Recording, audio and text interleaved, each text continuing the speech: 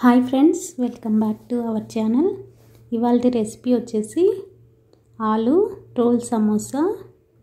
చాలా క్విక్గా ఇంట్లో ఉండే వాటితోనే ప్రిపేర్ చేసుకోవచ్చండి. చాలా బాగుంటుంది. ఎలా ప్రిపేర్ చేసుకోవాలో చూసేద్దాము. ముందుగా ఒక మిక్సింగ్ బౌల్ తీసుకొని అందులో 1 కప్పు మైదా పిండి తీసుకున్నాను. మీరు గోధుమ పిండితో కూడా చేసుకోవచ్చు. నేను ఇక్కడైతే మైదా తీసుకున్నాను.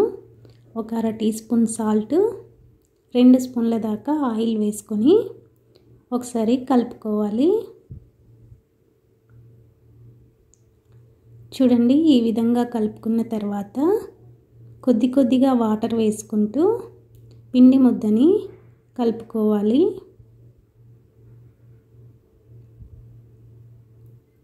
చూడండి, ఇలా చపాతీ పిండిలాగా ఇలా చేసుకొని పక్కన పెట్టేసుకుందాము. ఇప్పుడు నేను ఒక బిగ్ సైజ్ ఆలు తీసుకొని ఉడికించుకొని పెట్టుకున్నాను. దీన్ని స్మాష్ చేసుకోవాలి.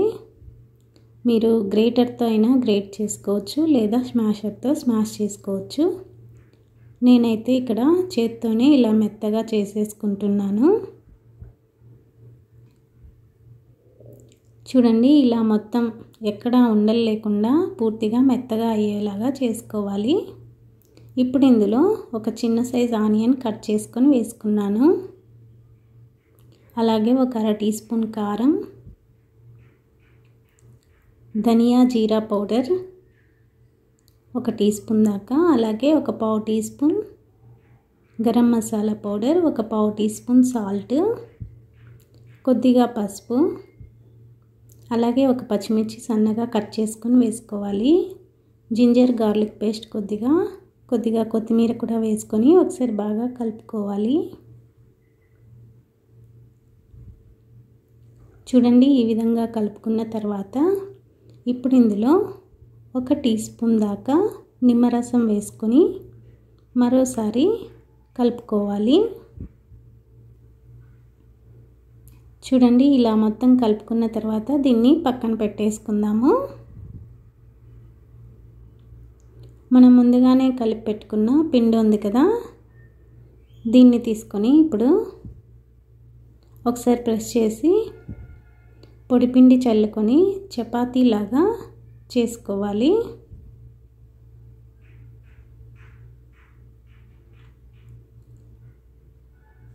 చపాతీ చేసుకునే ముందు ఇలా ఒకసారి బాగా ప్రెస్ చేసుకోవాలండి.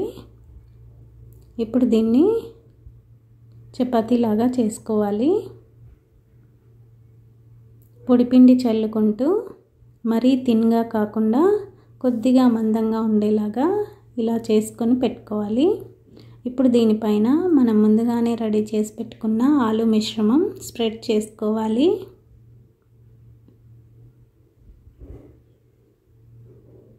చూడండి, ఈ విధంగా చేత్తో ఒకసారి మొత్తం కార్నర్స్ కూడా స్ప్రెడ్ చేసుకోవాలి. ఇలా స్ప్రెడ్ చేసుకున్న తర్వాత కార్నర్స్కి వాటర్తో తడి చేసుకోవాలి. ఇప్పుడు దీన్ని రోల్ లాగా ఇలా ఫోల్డ్ చేసుకుంటూ చూడండి, వీడియోలో చూపించిన విధంగా రోల్ లాగా చేసుకోవాలి.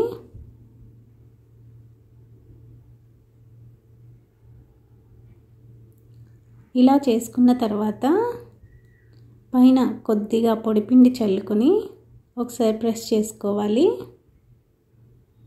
ఇప్పుడు దీన్ని ఇలా చిన్న పీసెస్ లాగా 1 ఇంచు మందం ఉండేలాగా కట్ చేసుకోవాలి. చూడండి, ఈ విధంగా కట్ చేసుకున్న తర్వాత వీటిని ఇలా ఒకసారి ప్రెస్ చేసుకోవాలి. ఇలా ప్రెస్ చేసుకొని అన్నింటినీ రెడీ చేసుకోవాలి.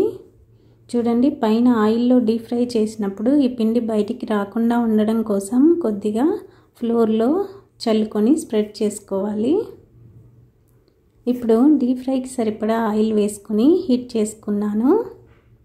ఆయిల్ హీట్ అయిన తర్వాత వీటిని ఒక్కొక్కటిగా ఆయిల్లో వేసుకొని ఫ్రై చేసుకోవాలి.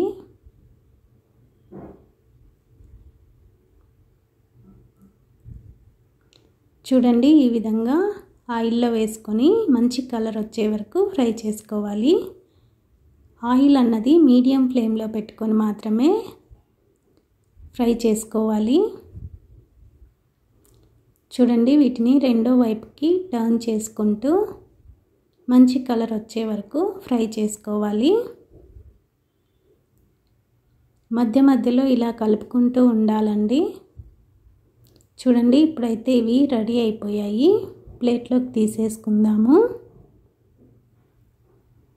చూసారు కదా, చాలా సింపుల్గా క్విక్గా ఆలూ రోల్స్ రెడీ అయిపోయాయి. ఈవినింగ్ స్నాక్స్గా అయినా ఎప్పుడైనా చేసుకోవచ్చండి. చాలా బాగుంటాయి. అన్నీ ఇంట్లో ఉండే వాటితోనే క్విక్గా రెడీ చేసుకోవచ్చు.